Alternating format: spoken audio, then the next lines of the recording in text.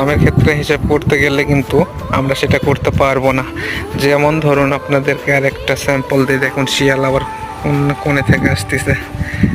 এই শালা আমার হাঁস আছে গো, আয় আয় আয়,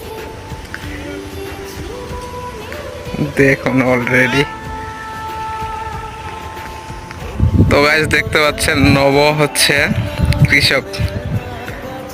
কৃষক হচ্ছে আলুর জমিতে যাচ্ছে ওষুধ দেওয়ার জন্য। তো যে বিষয়ে কথা বলছিলাম আপনাদের সাথে, যে ধৈর্য না ধরলে কিন্তু কোনো কিছুই হবে না, আপনারা সব কিছুই বুঝে নেবেন, ধৈর্য ধরবেন না। যে বিষয়টা বলতেছিলাম যে পেঁয়াজ, দেখুন পেঁয়াজ কিন্তু মানুষ এবার লাগাইছে 20,000 টাকা মন, কিন্তু এবার দাম নাই।